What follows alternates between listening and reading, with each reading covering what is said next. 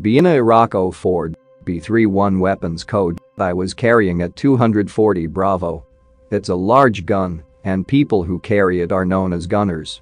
Often phrases will be made like, "Do you even gun, bro?" and "I gun mad hard."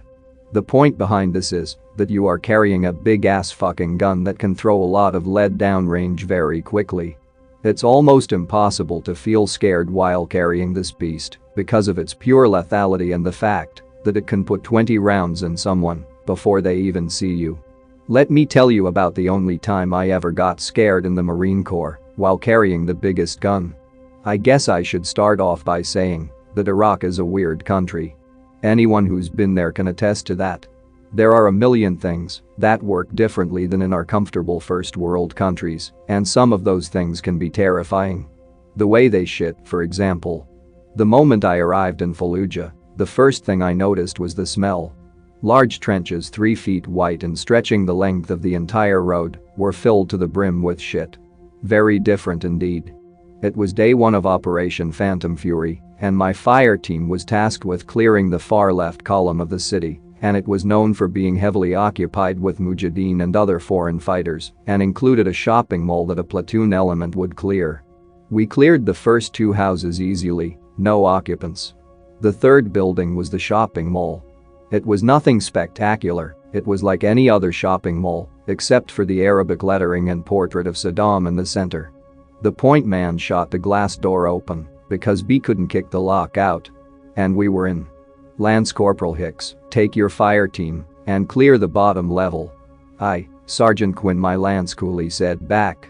The doors to the basement were padlocked, and they were wide double doors made of thick metal. A saw to the lock, and we opened the door. Continued. That was the first time I ever smelled death. Pure blackness greeted us. "Torches on, Lance Corporal Hicks," says as we switch on our flashlights. "Anon, keep that gun up and finger on the trigger." "I don't give a shit about trigger discipline right now." "Aye, Senior Lance," I said. We went down the stairs, guns up, and pumped up to shoot some motherfuckers like we all were waiting to do. About 15 steps later we hit the bottom floor, and I immediately hear the sound of running footsteps to my left. Left side. I scream as everyone levels their weapons into the now illuminated basement. Nothing. Literally nothing. The footsteps stopped, and we maneuvered our way left. The power had been knocked out days beforehand, but our flashlights did a decent job of illuminating the area. It was a large area devoid of everything except a desk with a laptop with papers strewn about on it and a closed door on the right wall. The laptop and papers are considered not to be lucked with by infantry, so Lance Corporal Hicks called out to our private fresh out of School of Infantry West. "Private Fitch, go grab that 18 Foxtrot upstairs and tell him to come down here." "Aye, Lance Corporal," he says, and goes up to retrieve the Special Forces soldier in charge of intel gathering. As we wait for our SF intel sergeant, we go over to the door and stack up. Lance Corporal Hicks is our point man. He motions for a bang and clear, so he kicks the door in, and I throw it in there. Roof. We enter the doorway and are met with the most terrifying thing I've ever seen. Very quickly I see a figure run in front of me with no goddamn head. Everyone else had seen him too, because we all lit everything the fuck up as soon as we saw it. Everyone else had used maybe a half mag, but I was 50 rounds deep. It was serious now. I move swiftly towards the right side of the room, while my teammates take the left.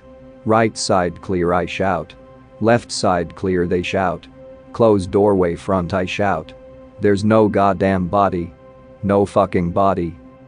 We stack up on the closed door, and I'm not taking any flicking chances. "Gonna throw a tag," I yell. Lance Corporal Hicks hands me a frag and knocks the door open.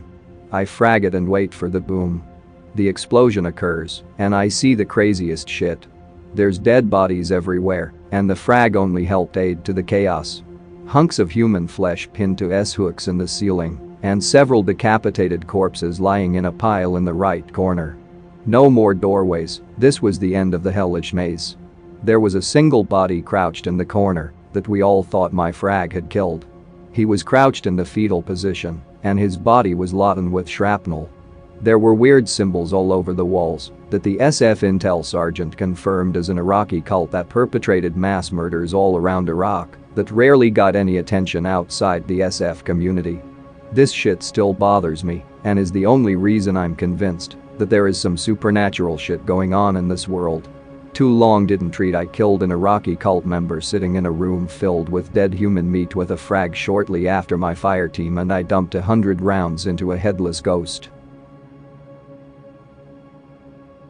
If you enjoyed this video, don't forget to subscribe.